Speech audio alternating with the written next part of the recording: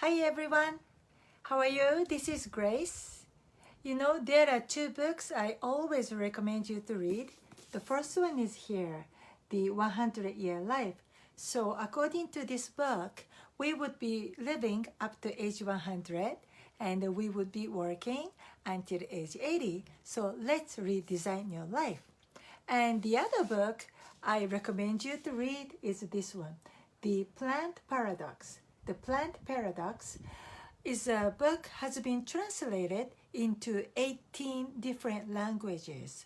So you should read one, either in English or it should be in your language. And according to the book author, Dr. Stephen Gundry, Dr. Gundry is a medical doctor. He is a heart surgeon, used to practice in Los Angeles area. But 12 years ago, he quit practicing cardio surgery. And guess what? He opened up his clinic in Palm Springs and also in Santa Barbara to educate patients and help patients not by surgery, but by giving them, supervising them the right foods to eat and the right lifestyle. And do you know Thomas Edison? Thomas Edison, he's been around so many years ago, maybe 100 years ago. Thomas Edison already said like this. Thomas Edison was a visionary, and he said, doctors of the future will cure patients not by surgery, not by medicine, but by diets and lifestyle. It may not be the exact quote, but Thomas Edison said something like that. And my background, I came to the United States from Japan, and at that time, there was no rehab medicine or rehabilitation in Japan. And why I came to the States to study rehab?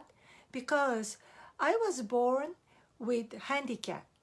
And I spent my first year of life in a pediatric unit.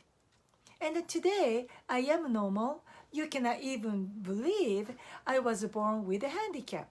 So as I grew up, my parents always told me, when you grow up, make sure you pay back to society. Isn't it awesome? I really appreciate what my parents taught me. My parents didn't tell me, go to good school, become successful. No, they told me, you become normal. Your handicap was cured because of doctors, nurses, and the prayers by neighborhoods. So when you grew up, make sure you pay back to society. That's why when I was small, Japan was like today's China. Japan used to be a emerging country. And back then, there wasn't the concept of rehab medicine. So that's why I chose to study rehab in the United States. Because the United States is the world #1 country in terms of medicine. In terms of preventive medicine, regular medicine, and rehab medicine. That's why I chose United States to come here when I was a high school student. And I went to USC, University of Southern California, undergraduate and graduate school. I studied rehab.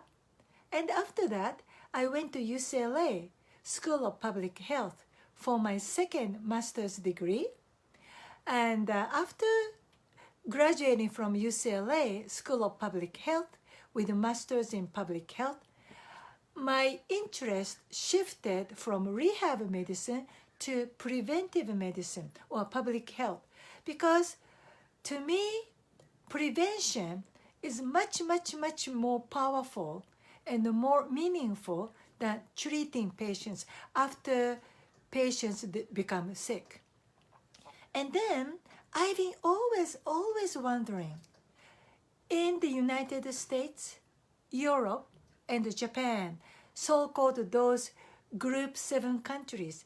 Group 7 countries are the most advanced and the richest top 7 countries in the world. And why still people are dying from chronic disease like diabetes, heart attack, stroke? And I have a particular interest in cancer. Today, maybe 50% of Japanese die from cancer. And what makes me wonder is once you have cancer, people go through surgery, chemotherapy, radiation, and they change their eating habits, right? They try to be a lot more healthier. And why those people, their cancer come back, then they die like that? I've been always wondering, what's wrong? Must be something they are doing is wrong, even though they believe they are doing for good health. Then, this book was the answer to the question I've been looking for. According to this book, he says, the food we think is good, the whole grain, almost like a whole grain religion. We believe brown foods are good. Brown rice, brown bread, brown whole grain pasta. According to this book, those are all almost like a poison to our body. According to this book, there is a plant protein called lectin.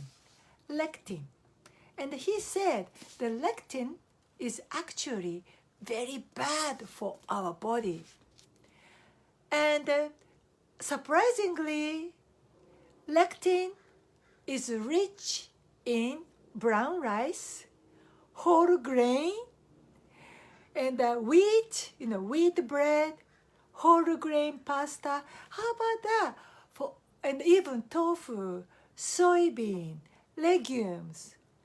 All those foods we thought good for us, actually, according to this book, they were all bad for us. So that makes sense. I've been seeing cancer patients, after they have cancer, go under surgery, have a chemotherapy, radiation therapy, they really eat whole foods, right? Brown rice, they go to sushi bar, I don't know, they eat the brown sushi, brown rice sushi, they eat brown, I don't know, whole grain pasta, whole grain pizza, tomatoes, soy milk, tofu, potato. All those, according to this book, are rich in lectin. And the lectin is the one makes you sick. Isn't it awful? And I've been so fortunate. By accident, I happen to know this book. That was April of this year, 2018. I became the fattest in my life because I went to Japan. I had a vacation there. I ate like a pig with all the good foods. I came home as a pig. And by accident, I came across with this book. So I just followed his simple lectin-free diet. Very simple. Just the 4 items you have to eliminate from your food. Number 1, eliminate carbo. Yeah, that's right? Carbo. Even no brown rice, no whole grain, no whatever. Anyway, no carbo whatsoever. Number 2, no legumes. Legumes are beans, so no legumes. No edamame with the beer, okay? So no legumes. And number 3, no soybeans, no soy products. So no tofu, no soy milk, okay? No soy products. And number 4, there are vegetables that grow at night. So they are called nightshade vegetables. So don't eat nightshade vegetables. What are they? Tomatoes, eggplants, bell peppers, cucumbers, zucchinis and squash. So no tomatoes, no eggplants. So as long as you stay with those 4, eliminate them from your eating. And I thought, wow, no carbo must be tough. actually, you might suffer not being able to eat carbo maybe the first 3 to 5 days. Yes, I missed my rice, I missed my pasta, I missed my bread, but about 1 week, you get used to it. You don't miss them anymore. And surprisingly, of course, there are individual variances, but to me, in 2 weeks, I lost 5 pounds so easily. And also, the good thing about this lectin-free diet is you don't feel hungry. Isn't it awesome? You don't feel hungry.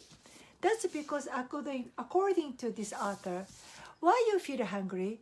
Because you eat the wrong foods, like lectin-rich foods. They somehow make your brain not working right. So even though your stomach is full, and all the nerve receptor of your stomach try to sending your brain, hey, we are full, stop eating. We are full, stop eating. But because of lectin, your brain somehow cannot process it. And you keep eating and eating and eating. That's why so far, any diets to me were so difficult because I felt hungry and I just had a craving.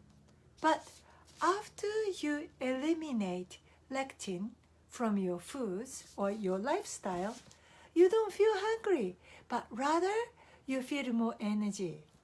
So once again, there are 2 books I highly recommend you to read. One is The 100-Year Life. We would live 100 years old. We would be working. We cannot retire until at least age 80. So you must redesign your life. And the other book I highly recommend is The Plant Paradox.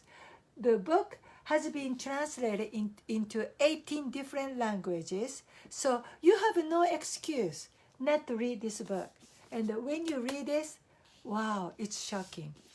All the habits you thought you are doing for good, brown rice, brown foods, wild rice, whole grain pasta, we thought those are good for us. Actually, they were rich in lectin, that is a plant toxin kind of. No wonder so many people are dying from chronic disease, cancer keep coming back. They have to go under so many surgeries after surgeries. So I finally found an answer. But again, I'm not making any medical claim. You have to read this book, and the individual results may vary. Okay? I'll see you tomorrow. Bye-bye.